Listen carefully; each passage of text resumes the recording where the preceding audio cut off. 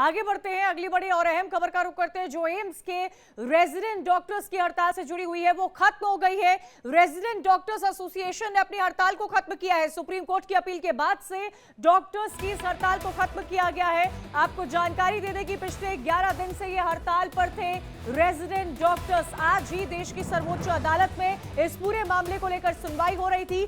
Supreme court में chief justice of India DY Chandrachud ने इस बात का भी जिक्र किया था और सीधे तौर पर कहा था कि डॉक्टर्स को वापस अपनी ड्यूटी पर जाना चाहिए। अगर वो नहीं जाते हैं तो उनकी लीव काउंट होगी और कानून के तहत इस पर कार्रवाई की जाएगी, क्योंकि लोग डॉक्टर्स का इंतजार कर रहे हैं। आज सुप्रीम कोर्ट में यह सुनवाई हुई। उसके बाद जो एम्स के रेजिडेंट डॉक्टर्स थे, जो पिछले 11 दिन से लगातार हड़ताल पर चल रहे थे, उन्होंने अपनी स्ट्राइक को ऑफ कर दिया है। बड़ी खबर आपको बता रहे हैं, एम्स के रेजिडेंट डॉक्टर्स ने अपनी स्ट्राइक ऑफ कर दी है।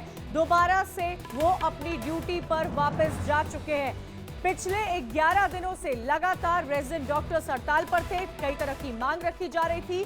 रेजिडेंट डॉक्टर्स की मुलाकात हेल्थ मिनिस्टर जेपी नड्डा से भी हुई थी, लेकिन ये मुलाकात किसी निष्कर्ष पर नहीं पहुंच पाई थी। सुप्रीम कोर्ट ने आज तल्ख टिप्पणी करते हुए डॉक्टर्स को सीधा निर्देश दिया था कि जो डॉक्टर्स अपनी ड्यूटी पर वापस नहीं जाएंगे, उनका नहीं जाना लीव काउंट किया जाएगा और कानून के तहत उन पर कार्रवाई की जाएगी, क्योंकि कई सारे ऐसे मरीज हैं जो उन डॉक्टर्स का अस्पतालों में इंतजार कर रहे हैं। कई दिनों से कोलकाता केस को लेकर देश भर के डॉक्टर्स, खास तौर पर रेजिडेंट डॉक्टर्स स्ट्राइक पर थे, लेकिन अब एम्स के रेजिडेंट डॉक्टर्स ने अपनी स्ट्राइक को कॉल ऑफ कर दिया है। ज्यादा जानकारी के साथ सीधा रुख करेंगे आशीष सिन्हा, हमारे लीगल एडिटर हमारे साथ जुड़े हुए हैं। आशीष, बड़ी खबर है, बड़ा इंतजार किया जा रहा था। एम्स के बाहर लंबी लंबी कतारें पेशेंट्स की लगती थी। जानकारी ये मिल पा रही है कि स्ट्राइक को कॉल ऑफ कर दिया गया है। क्या और इनपुट मिल पा रहे हैं इस खबर पर?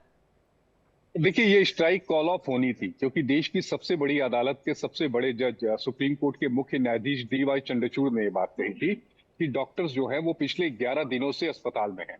जो लोग हैं वो 2-2 साल पहले नंबर लगवाते हैं, अपॉइंटमेंट लेते हैं, तो ऐसे में लोग सफर कर रहे हैं। चूंकि डॉक्टर्स एसोसिएशन की तरफ से सुप्रीम कोर्ट में यह आग्रह किया गया था कि डॉक्टर्स के खिलाफ कोई कार्रवाई ना करे प्रशासन, तो ऐसे में सुप्रीम कोर्ट ने कहा कि ठीक है, हम इस बात को इंश्योर करेंगे कि आपके खिलाफ कोई कार्रवाई ना हो। जो डॉक्टर्स अभी हड़ताल पे गए हुए थे उनके खिलाफ कोई कार्रवाई नहीं होगी, लेकिन शर्त यह है कि आपको सबसे पहले काम पर लौटना पड़ेगा, आपको ड्यूटी पर लौटना पड़ेगा। दूसरी बात सुप्रीम कोर्ट ने यह भी साफ कही कि जो डॉक्टर्स हड़ताल के दौरान ड्यूटी पर नहीं गए थे और जिनका अब्सेंट मार्क किया गया है वो अब्सेंट ही माने जाएंगे, उनको प्रेजेंट नहीं माना जाएगा। तीसरी अहम बात कोर्ट ने ये कही कि जो डॉक्टर्स की मांगे हैं उस मांगों को पूरा करने के लिए हमने पहले ही एक एक्सपर्ट कमेटी का गठन कर दिया है। चौथी अहम बात कही कि इस एक्सपर्ट कमेटी जो होगी वो डॉक्टर्स के सभी मांगों पर विचार करेगी, क्योंकि आज एक नई बात भी कही गई है कि एक मुआवजा के लिए जो फंड है उसका भी गठन किया जाए। इसके अलावा दूसरी बात ये कही गई थी, जो ड्यूटी आवर्स हैं, कई बार देखने में यह आता है कि डॉक्टर 24 घंटे से 36 घंटे तक काम करते हैं, इसे भी रेगुलेट करने की जरूरत है। सीजीआई ने कहा ठीक है, ये जो दो आपकी मांगे हैं इनको भी हम दूसरी मांगों के साथ शामिल करते हैं और जो एक्सपर्ट कमेटी है वो इस बाबत इसे देखेगी और इस पर कार्रवाई करेगी। लेकिन कोर्ट बार बार ये कह रहा था कि डॉक्टर्स को स्ट्राइक खत्म करनी ही होगी, काम पर वापस आना होगा।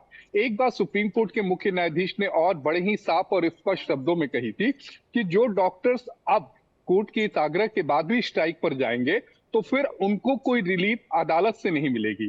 अगर आप स्ट्राइक पर नहीं हैं, आप काम कर रहे हैं, उसके बाद अगर आपके खिलाफ कोई कार्रवाई होती है, प्रशासन कोई कार्रवाई करता है, तो हम आपके लिए यहाँ बैठे हैं और हम उस पर कार्रवाई करेंगे। अगर ऐसी कोई कार्रवाई होती है तो फिर हम एक्शन लेंगे, लेकिन आपको स्ट्राइक खत्म करनी होगी, आपको काम पर लौटना पड़ेगा। जो हेल्थ सिस्टम है वो किसी भी तरह से सफर ना करे। देखिए, AIIMS doctors, resident doctors association के साथ साथ देश भर के कई ऐसे हॉस्पिटल्स के ओपीडीज थे जो बंद थे। क्या सुप्रीम कोर्ट के इस आदेश के बाद से सारे ओपीडीज फंक्शनल हो जाएंगे?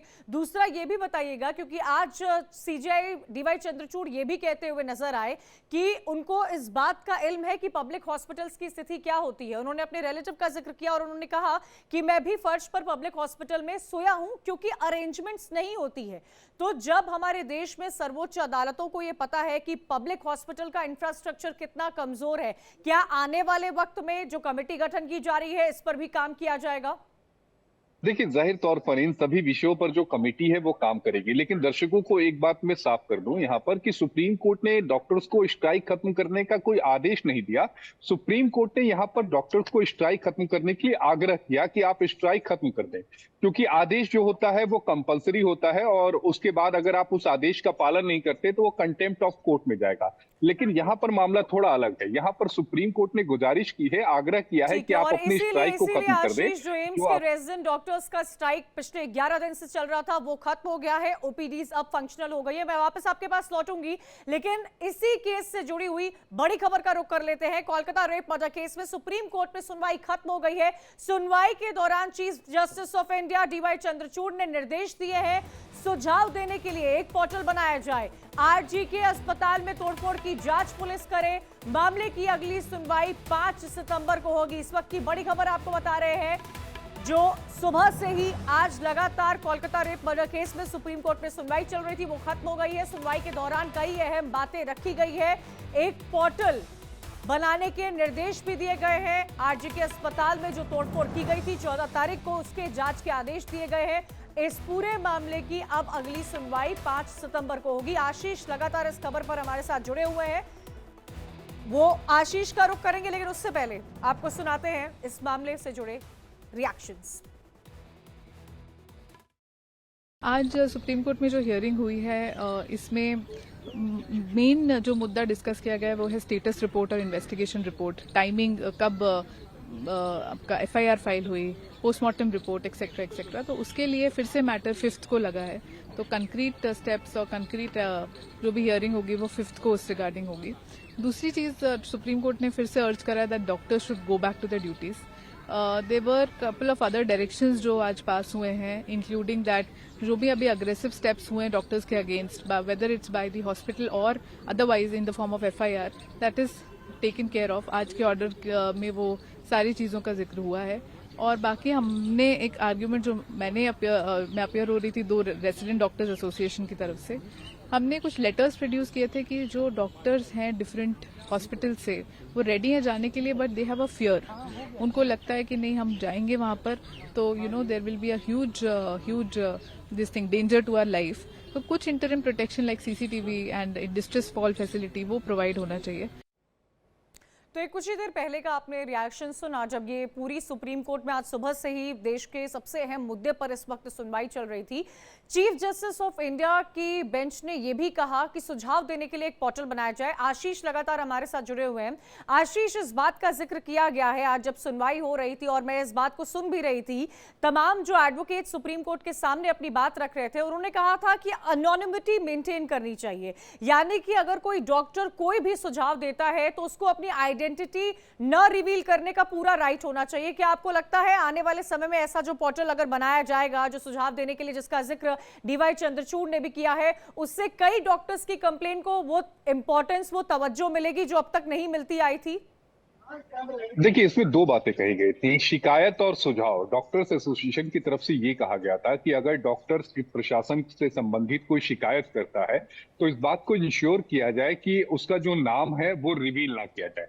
अब पोर्टल बनाने की जरूरत क्यों आन पड़ी, वो दर्शकों को समझाना बेहद जरूरी है। दरअसल सुप्रीम कोर्ट ने जो एक्सपर्ट कमेटी बनाई है उसमें 10 बड़े लोग शामिल हैं जो देश के नामचीन डॉक्टर्स हैं और स्वास्थ्य के क्षेत्र में उन्होंने लंबा काम किया है। क्योंकि यहाँ पर कई सारी एसोसिएशन है वो सुप्रीम कोर्ट आ गई और सभी एसोसिएशन के जो सदस्य हैं वो ये कह रहे थे कि हमारी एसोसिएशन से एक आदमी इस कमेटी में होना चाहिए। सुप्रीम कोर्ट ने कहा कि ये तो संभव नहीं हो पाएगा कि हम सभी एसोसिएशन की कमेटी से एक जो सदस्य है उसको इसमें शामिल कर ले, लेकिन हम एक काम ये कर सकते हैं कि हम स्वास्थ्य मंत्रालय को ये निर्देश दे सकते हैं कि स्वास्थ्य मंत्रालय एक पोर्टल बनाए। उस पोर्टल पर लोग अपने जो सुझाव हैं वो सुझाव रख सकें, जो चीज वो डिमांड चाहते हैं वो डिमांड्स को रख सकते हैं। और उसके बाद जो एसआईटी होगी, माफ करिएगा, इस मामले में जो एक्सपर्ट कमेटी है वो इसको लेकर काम करेगी। दूसरी सबसे अहम बात, क्योंकि डॉक्टर्स ने यहाँ सुरक्षा का मुद्दा उठाया था तो कोर्ट ने राज्य सरकारों को कहा है, सभी राज्य सरकारों को यहाँ पर कहा है कि डॉक्टर्स ने जो सुरक्षा का मुद्दा उठाया है उस पर वो काम करे। 2 हफ्ते के भीतर इसको लेकर एक ब्लूप्रिंट जो है वो तैयार हो जाना चाहिए। और यहाँ पर ये भी हफ्ते अपने में इसे व्यूअर्स लागू को कर देना जानकारी दे चाहिए। दें कि सीबीआई की तरफ से स्टेटस रिपोर्ट सौंपी जा चुकी है। शुक्रिया आशीष जानकारी देने के लिए।